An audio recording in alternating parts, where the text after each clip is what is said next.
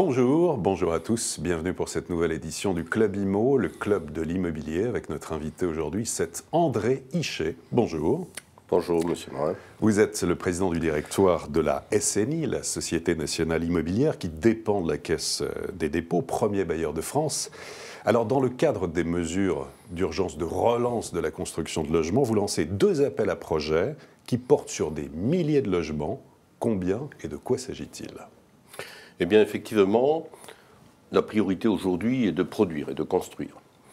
Et nous avons pris la décision, effectivement, mais que nous avons préparé pratiquement pendant 1 an, de lancer 2 appels à projets de 10 000 logements chacun. Le premier porte sur des logements intermédiaires, définis dans un article de la loi de finances pour 2014, et qui mobilisera environ 1,8 milliard d'euros en provenance, pour une bonne partie, d'investisseurs institutionnels. L'idée, c'est de faire revenir les investisseurs institutionnels qui avaient déserté en fait l'immobilier il y a quelque temps par manque de rentabilité en fait. Par manque de rentabilité, par manque de visibilité et du fait probablement de l'instabilité législative qui caractérise depuis de longues années ce secteur.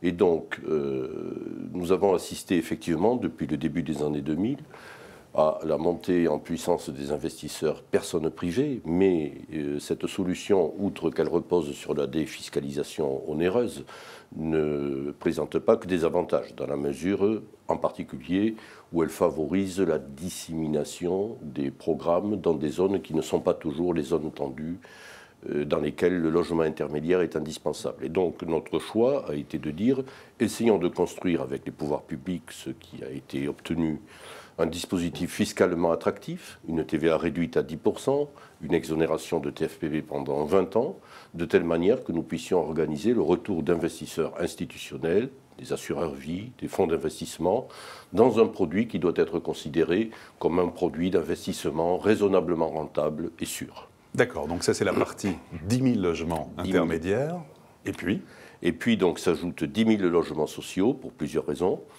Ces logements intermédiaires, donc portés par des institutionnels, ils ont vocation à s'intégrer dans des programmes mixtes. Le programme mixte de référence, c'est 3 composantes.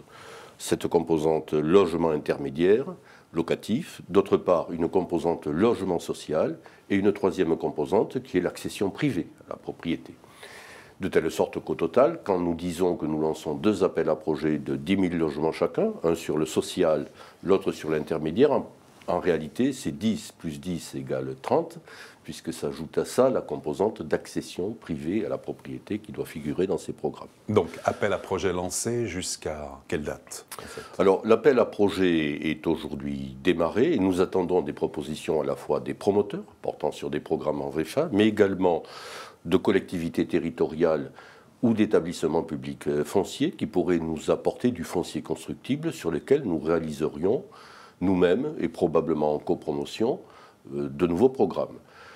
Le programme dans son ensemble des 2 appels à projets se déroulera sur une durée de l'ordre de 18 à 24 mois, le temps d'identifier effectivement les opérations les plus pertinentes sur des marchés précisément définis, qui sont des marchés tendus, car notre objectif, c'est évidemment de réaliser cette production là où elle sera le plus utile, et je dirais là où l'investissement pour les investisseurs institutionnels sera le mieux assuré dans la durée. Selon vous, la crise du logement, en fait, elle est plus nationale, locale, les deux, en France ? Non, la crise du logement est essentiellement locale. Elle porte aujourd'hui, on le sait bien, sur un certain nombre de marchés très tendus. D'abord l'Île-de-France, Paris et ses 2 premières couronnes, et puis des marchés tendus en PACA, en Rhône-Alpes, dans des zones particulières. Je pense par exemple au Pays de Gex, qui est une zone critique. Il faut bien voir d'ailleurs que derrière cette zone de tension caractérisée par une insuffisance de l'offre, nous avons une autre crise qui se profile, qui est moins perceptible, qui est une crise d'insuffisance de demande dans des zones détendues, où on commence à voir poindre de la vacance. En réalité, ce que nous devons faire, c'est évidemment moduler davantage, en nous collant à la réalité des territoires, la production et les dispositifs d'accompagnement. C'est ce d'ailleurs que les pouvoirs publics ont commencé à faire depuis maintenant quelques années. Mais on sait que le logement est cher en France. Comment justement agir, comment faire baisser les prix de l'immobilier ? Je crois qu'en réalité, la seule véritable solution consiste à accroître la production dans les zones tendues. Parce que si le logement est cher, d'abord il est cher parce qu'il y a une insuffisance d'offres dans ces zones-là. Et c'est donc à travers la production elle-même, plus évidemment une action sur les coûts du foncier, une action sur les coûts de production, que nous pouvons arriver à stabiliser les prix.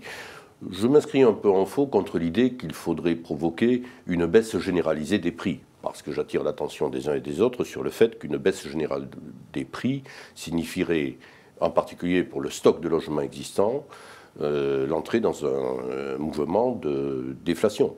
Puisqu'en réalité, n'oublions pas que le logement constitue 60% du patrimoine des ménages. Comment jugez-vous l'évolution du marché de l'immobilier en France par rapport à nos voisins européens ? Quand on veut parler de manière pertinente d'immobilier résidentiel, il faut commencer par parler de démographie et de sociologie d'un certain point de vue. Qu'est-ce qui a caractérisé les marchés nationaux? C'est d'une part un phénomène de métropolisation, la concentration sur un certain nombre de grandes métropoles régionales, en dehors évidemment de la région capitale. C'est aussi un mouvement de décohabitation qui a duré pendant des années et qui représentait grosso modo la moitié de la demande de logements nouveaux.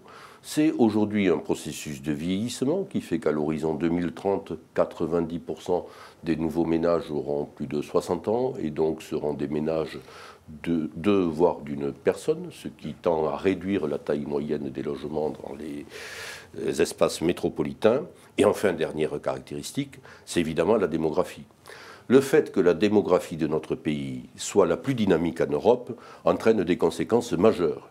Et en particulier le fait que pour des investisseurs institutionnels, je reviens sur ce point qui est très important, les marchés métropolitains français sont certainement à un horizon de 10 à 15 ans les plus attractifs en Europe.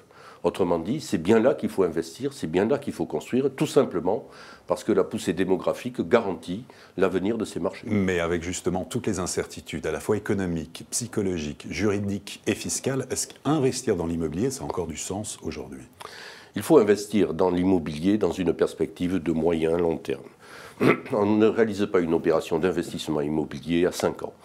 Il faut avoir un horizon qui soit au moins celui de 10 ans pour être assuré, effectivement, d'avoir des conditions de rendement satisfaisantes. Ceci dit, il faut mettre en évidence le fait que les dispositions d'accompagnement fiscal mises en œuvre dans la loi de finances, en particulier la TVA à 10%, jointe à l'idée que nous réaliserons des négociations en bloc portant sur des acquisitions de 500 à 1000 logements, avec un intervenant identifié.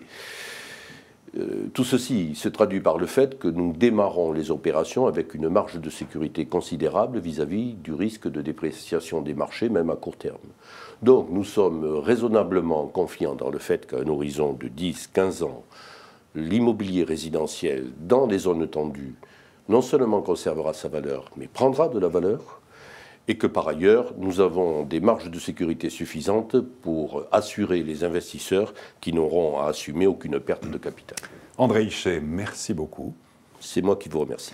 Et à très bientôt pour une prochaine édition du Club Imo, Explore Imo, Le Figaro.